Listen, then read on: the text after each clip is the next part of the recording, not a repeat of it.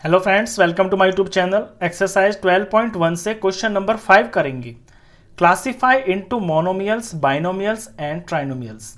नीचे आपको एक्सप्रेशंस दे रखी हैं, इनमें कौन मोनोमियल है, कौन बाइनोमियल है और कौन ट्राइनोमियल है, वो आपको बतानी है। चलिए शुरू करते हैं। देखिए फर्स्ट पार्ट को देखिए, यहाँ पे ये दो टर्म्स हैं, सेकंड में एक टर्म है, थर्ड के अंदर तीन टर्म्स हैं। तो मोनोमियल, बाइनोमियल और ट्राइनोमियल, इनके जो नाम है उनमें ही इसका आंसर छिपा हुआ है। मोनो का मतलब होता है एक। जब मोनो का मतलब एक होता है तो यानी जिस एक्सप्रेशन के अंदर एक टर्म है वो मोनोमियल बोली जाएगी। बाई का मतलब होता है टू, तो बाइनोमियल वो होती है जिस एक्सप्रेशन में दो टर्म्स होती हैं। ट्राई का मतलब होता है थ्री, जिसके अंदर तीन टर्म्स होती हैं, उस एक्सप्रेशन को हम ट्राइनोमियल बोलते हैं। तो फर्स्ट पार्ट के अंदर 4y माइनस 7z, तो 4y तो एक हो गई और बीच में साइन आ गया है माइनस का और ये दूसरी हो गई। तो जब बीच में प्लस या माइनस का साइन आता है ना तो उससे टर्म अलग होती है। तो ये दो टर्म्स हो गई है यहां पे, तो इसका नाम होगा बाइनोमियल।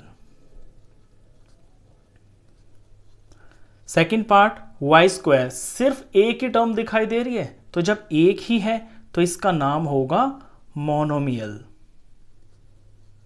थर्ड पार्ट देखिए, x एक टर्म प्लस y ये दूसरी टर्म माइनस एक्स वाई ये तीसरी टर्म, तीन टर्म्स हो गई हैं, तो इसका नाम होगा trinomial.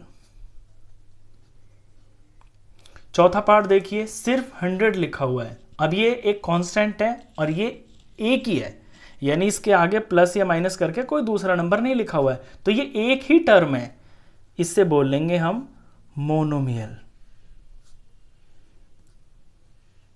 Fifth part, A B एक टर्म हो गई, माइनस के बाद ए ये दूसरी टर्म होगी, माइनस के बाद बी ये तीसरी टर्म होगी, तीन टर्म्स हो गई इसके अंदर, इसका नाम हो गया है trinomial. Next part 5 minus 3t, 5 एक टर्म हो गई माइनस 3t दूसरी टर्म हो गई, दो टर्म्स हैं इसमें, इसका नाम होगा binomial. Next part 4p square Q, ये एक टर्म हो गई माइनस 4p क्यू स्क्वायर ये दूसरी टर्म हो गई, तो दो टर्म हो गई हैं, इसका भी नाम होगा बाइनोमियल। नेक्स्ट पार्ट 7mn लिखा हुआ है, तो आगे प्लस माइनस में कुछ भी नहीं है, कोई दूसरी चीज, ये अकेला ही लिखा हुआ है, तो एक ही टर्म है, तो ये हो गया है मोनोमियल।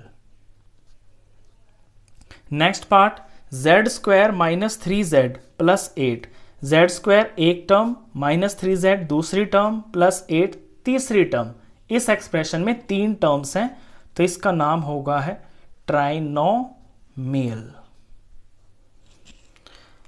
10th पार्ट में ए स्क्वायर एक टर्म प्लस बी स्क्वायर ये दूसरी टर्म, तो इस एक्सप्रेशन में दो टर्म्स हैं, तो इसका नाम हो गया है binomial.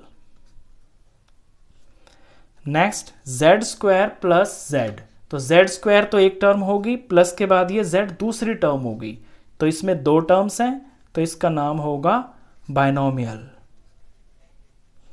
Last part 1 plus x square, 1 एक टर्म हो गई, x एक टर्म हो गई और x स्क्वायर एक टर्म हो गई, अलग अलग तीन टर्म्स है इसके अंदर, तो इसका नाम होगा ट्राइनोमियल।